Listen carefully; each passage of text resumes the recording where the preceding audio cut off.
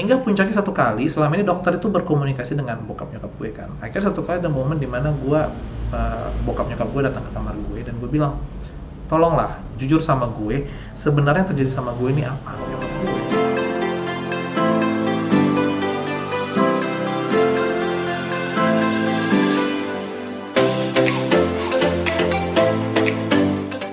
Halo FLC Family, welcome back to FLC YouTube channel. Apa kabar Anda sekalian hari ini? Saya percaya Anda sedang dalam kondisi baik saja dan sehat terus.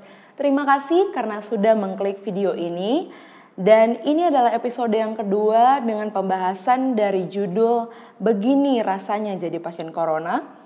Dan sebelumnya, pastikan Anda semua sudah menyaksikan episode yang pertama supaya tidak kelewatan dan tidak bingung ini episode yang keberapa ya. Dan kali ini saya sudah bersama-sama dengan Bro Daniel. Dan seperti yang kita sudah bahas di episode yang pertama, Bro Daniel saat ini sedang berada di Makassar. Dan juga kita akan masuk dengan beberapa pertanyaan-pertanyaan yang baru yang banyak banget ditanyakan kepada Bro Daniel. Salah satunya pertanyaan yang pertama yaitu mengenai cara penularannya. Nah, Bro Daniel salah satu orang yang saya kenal dalam pekerjaannya ini cukup mobile. Dalam 1 minggu dia bisa 3 kali melakukan bepergian. Mungkin yang saya tahu banget itu adalah mungkin dari Jakarta ke Makassar. Nah, banyak orang yang bilang bahwa bandara itu adalah salah satu penyebaran tercepat yang bisa terjadi. Bagaimana sih penyebarannya, bagaimana sih penularannya sehingga Bro Daniel ini bisa terkena atau terdampak secara langsung dengan COVID-19. Mungkin Bro Daniel bisa menyampaikan beberapa kemungkinan yang terjadi sehingga penularan ini dapat terjadi. Silakan Bro Daniel. Dari mana bisa kena? Nah, ini juga pertanyaan yang paling banyak sih. Teorinya 2 gitu ya. Teorinya bisa 2 untuk kena atau enggak. Jadi yang pertama, bisa gue yang menularin semua keluarga gue. Karena masa inkubasi rata-rata orang Indonesia itu ternyata cuma 5-6 hari. Walaupun memang maksimal 14 hari. Tapi kebanyakan di 5-6 hari. Nah, gue kan datang tanggal 20. Nyokap gue kena gejala pertama tanggal 24. Jadi bisa aja gue yang bawa ke mereka gitu. Cuman memang sejak gue pulang, gue sama sekali nggak sentuh nyokap gue. Gue biasanya kan tiap pulang peluk cium nyokap gue. Memang ketika itu nggak, karena bener-bener kita nggak mau lah satu. Yeah. Karena gue takut juga sih. Maksudnya gue takut kalau gue tertular dan gue nularin mereka gitu. Jadi gue nggak ada peluk, nggak ada cium sama sekali sampai hari ini gitu. Udah berapa minggu nih gitu ya. Itu teori pertama. Jadi gue kena, dan kalau gue kena, gue akan menulari mereka gitu. Kalau teori yang pertama ya. Teori yang kedua, mungkin nyokap gue atau bokap gue kena duluan dan gue ketularan dari mereka. Nah, melihat situasinya, kalau ditanya ke gue, melihat situasi, karena ini bukan urusan dokter ya, karena kan sebenarnya kepentingan dokter adalah menyembuhkan pasien. Harusnya ini kalau lebih karena kepentingan gue sendiri, jadi gue yang menyimpulkan sendiri. Menurut gue, ketika gue pertama kali kena kan gue langsung umumin ya, termasuk ke gereja kan. Waktu itu memang sempat mikir mau umumin apa enggak gitu, tapi gue merasa gue harus kasih tahu supaya semua orang waspada gitu. Bukan mau drama apa gimana, tapi supaya semua orang waspada dan mengambil tindakan. Nah, dari semua orang yang gue tanya, termasuk ada satu teman gue yang kayak ketemu gue tuh hampir tiap hari selama masa dari tanggal 13 sampai tanggal 27, itu kan 14 hari kan. Nah, bahkan dia pun nggak ada gejala gitu. Jadi gue rasa sih sebenarnya gue ketularan sama orang tua gue. Dan orang tua gue memang lebih gampang ketularan karena bokap gue itu dokter THT. Ya. Kalau kalian tahu kan, dokter THT sama dokter gigi itu dilarang praktek. Sekitar baru 2 minggu atau seminggu yang lalu dilarang praktek. Kenapa? Memang karena virus itu nempelnya di air liur gitu, air liur dan dahak. Jadi dokter THT kan kerjanya, apalagi dokter gigi kan kerjanya ngorek-ngorek mulut orang tuh. Nah, itu sangat mudah tertular karena kan bisa aja nanti ada dia mungkin batuk atau kesedak gitu dan dropletnya kena. Gitu. Kemungkinan bokap gue yang kena, dan karena waktu itu bokap gue juga pernah dapat 1 PDP. Mungkin juga dia kena dari pasiennya. Oke. Jadi jangan khawatir buat teman-teman yang mungkin baru ketemu Bro Daniel 11 hari, 14 hari, atau mungkin hampir setiap hari bisa ketemu sama Bro Daniel. Karena ternyata hasilnya adalah dia tidak terjadi penularan sama sekali. Dan mungkin itu baru terjadi ketika dia bertemu dengan orang tuanya. Nah, Bro Daniel, ada satu pertanyaan yang benar-benar membuat saya juga penasaran banget ya, karena COVID-19 ini bukan kejadian yang mudah jika kita mendapat dampaknya secara langsung, kita mengalaminya secara langsung atau mengalami sakitnya secara langsung. Dan boleh tahu nggak Bro Daniel, hikmah apa yang Bro Daniel alami dari kejadian ini? Atau mungkin sempat berpikir bahwa oh makasih Tuhan karena mungkin ini kehendak Tuhan, saya mungkin bisa dipakai sebagai alatnya waktu saya sakit, saya bisa bersaksi untuk orang lain. Karena untuk menjaga untuk tetap sukacita, damai sejahtera di dalam kondisi yang tidak mudah itu sulit sekali.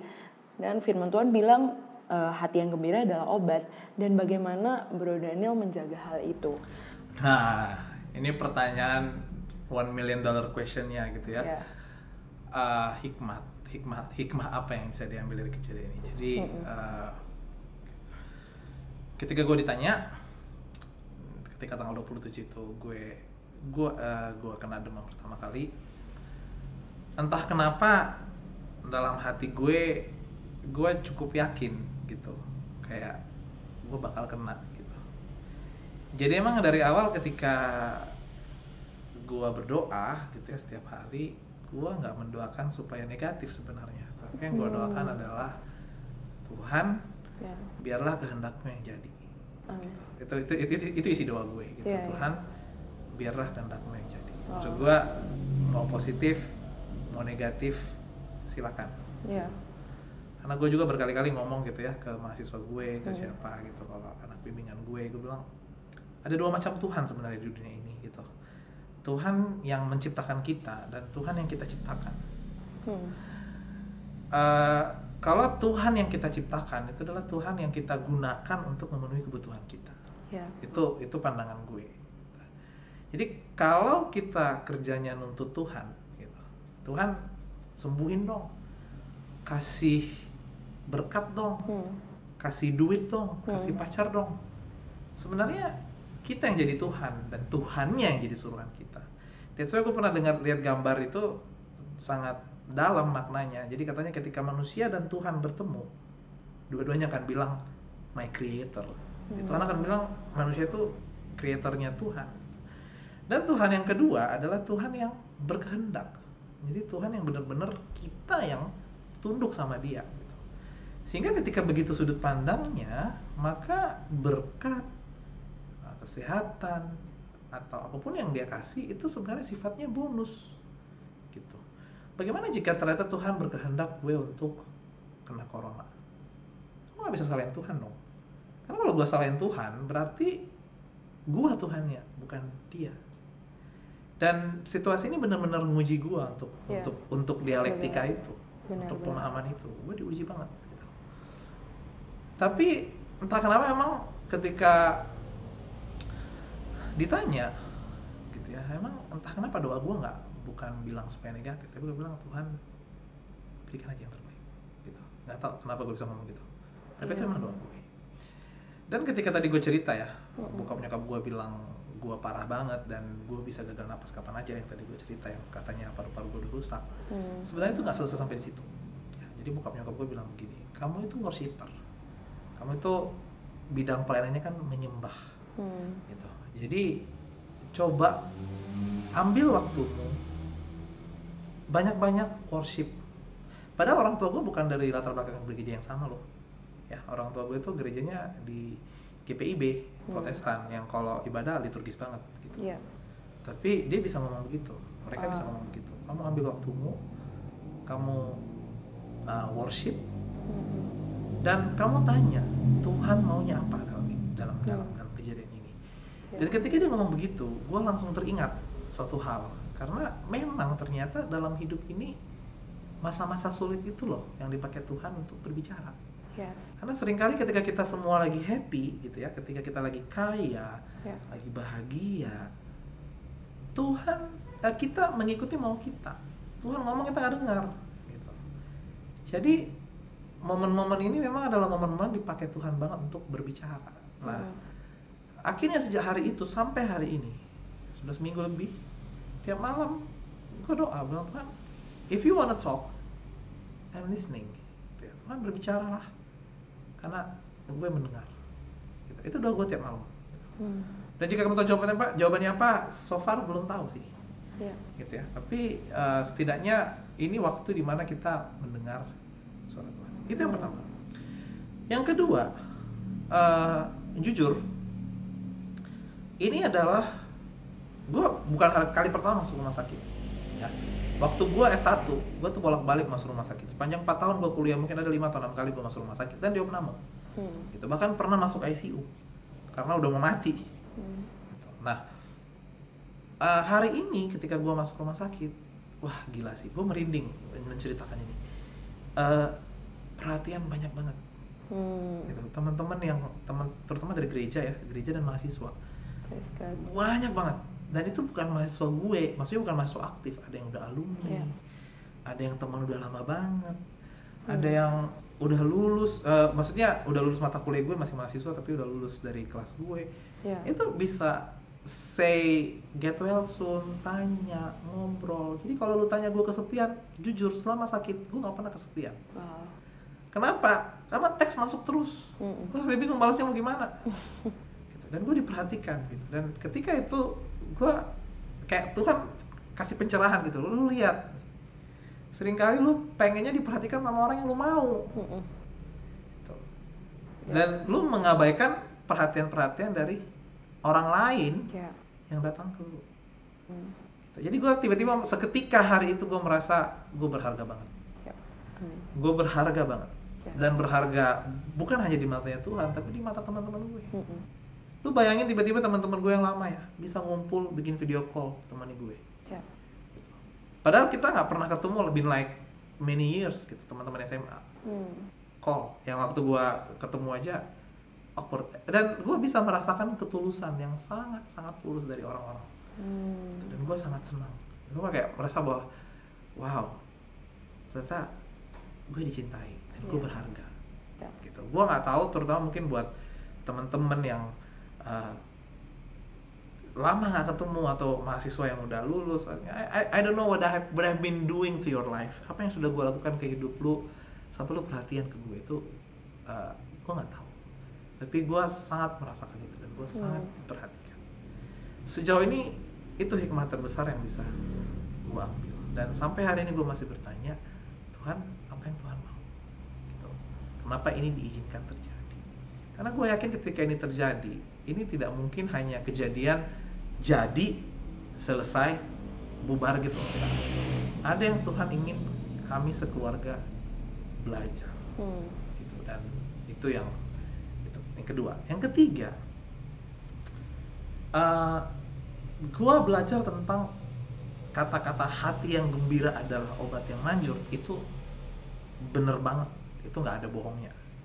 Hati yang gembira adalah obat yang manjur. Karena ketika gue jadi gini, gue pernah dengar satu kata-kata, being in a room, maybe it's your destiny, but which window would you want to see, itu your decision. Jadi menjadi keadaanmu itu ya, berada dalam suatu ruangan itu adalah nasib. Tapi jendela mana yang mau kamu lihat itu keputusanmu sendiri. Jadi hati gembira atau hati nggak gembira itu keputusan gue sendiri. Gitu. Dan itu gue yang kendalikan dan gue berusaha banget untuk menjaga keep my mind positif. Gue nggak tinggalkan itu Facebook gitu ya. Gue tiap nonton baca Facebook yang ada makin emosi. Gitu. Karena banyak orang, maaf ya, banyak orang kepinteran di sana gitu. Jadi ya udah mending tutup aja, udah lupakan Facebook. Gue lebih suka buka Instagram karena teman-teman gue lebih real di Instagram. Balesin chatnya orang, konten-konten khotbah, konten-kontennya gereja. Ya gue dengerin aja udah selama masa di rumah sakit. Mau apa lagi kan? Gitu. Dan keep my mind positif. Memang kalau kalian ditanya apa obatnya, ini kan belum ada obatnya nih penyakit. Ya memang you have to keep your mind positif, harus tetap senang dan harapan hidup lu harus bergairah. Bikin hidup lu semangat. Dan mungkin itulah yang dilakukan oleh orang-orang yang begitu banyak perhatian sama gue, karena mereka tahu bahwa obatnya ini adalah hati yang gembira. Jadi gue dikirimin banyak banget perhatian. Dan gue percaya ketika gue berbagi seperti ini, teman-teman mungkin ada yang mungkin kena atau keluarganya kena. Percayalah Tuhan itu baik ya. Amin. Tuhan itu baik. even ketika hasilnya ternyata buat kita itu kita lihat nggak baik, tapi percayalah dia baik. Itu yang gue dalami seumur hidup gue. Banyak kesaksian dalam hidup gue yang melihat bahwa banyak hal yang buruk terjadi, tapi dari hal yang buruk itu gue mengambil sebuah keputusan yang Tuhan arahkan gue ke sana, dan Iya. dan gue menjadi orang yang lebih baik hari ini. Sehingga apapun yang terjadi hari itu, apapun yang gue kehilangan hari itu, mungkin gue kecewa, mungkin gue menyesal, even sampai hari ini, tapi apa yang gue dapatkan setelah kehilangan itu jauh lebih berharga gitu daripada kehilangan yang sebelah sana. Itu sih mungkin dari gue. Teman-teman jangan khawatir, penyakit ini bisa sembuhnya gede. Kalaupun tadi gue bilang gue tersiksa, gak apa-apa, nikmati saja kalau ada yang kena. Kalau enggak ya stay safe. Dan ingat, pesan gue yang paling penting dari topik kita hari ini sebenarnya adalah jangan denial. Kita menghadapkan dengan virus yang real. Jadi begitu lo ada gejala, langsung asumsikan aja positif. Kalau selama 14 hari itu lo bisa nularin banyak banget orang. Gitu. Kira-kira itu dari gue. Thank you. Thank you Bro Daniel untuk sharingnya, terima kasih untuk waktunya, terima kasih untuk kesaksiannya. Dan satu pesan yang saya highlight sekali dari Bro Daniel adalah ketika kita kena COVID-19 ini, atau mungkin teman-teman yang sedang menonton saat ini masih dalam status ODP atau sama seperti Bro Daniel, statusnya masih PDP, atau mungkin yang sudah positif sekalipun, buatlah hidup kalian positif dan buatlah hidup kalian selalu semangat, karena hati yang gembira adalah obat. Itu pesan yang luar biasa banget untuk setiap kita. Karena untuk menjadi bahagia di saat yang sulit itu tidak mudah sama sekali. Tapi percayalah bahwa ketika dalam masa sulit, kuasa Tuhan yang bekerja. Semoga teman-teman terberkati, teman-teman yang di rumah terberkati dengan sharing kita hari ini di episode yang kedua ini. Dan saya percaya sekali dalam satu firman yang berkata bahwa di dalam segala sesuatu, Dia turut bekerja untuk mendatangkan kebaikan. Nah, tolong digarisbawahi kata segala sesuatu. Segala sesuatu nggak harus melulu tentang situasi yang baik atau sesuatu yang baik yang harus kita terima. Tapi dalam segala sesuatu, dia berbicara bahwa mau dalam keadaan buruk, keadaan sulit, maupun keadaan yang baik sekalipun, Tuhan tetap baik. Terima kasih karena saudara tetap menyaksikan video ini, tayangan ini sampai selesai. Dan kita berjumpa lagi di episode yang ketiga. Kita akan menjawab pertanyaan-pertanyaan yang sudah masuk ke tim kami dengan Bro Daniel nanti di episode yang ketiga. Sampai jumpa di episode yang ketiga. Tuhan Yesus memberkati. Nah, permasalahan terbesarnya corona ini adalah mereka alat tesnya kan terbatas. Nah, sehingga memang mereka akan memprioritaskan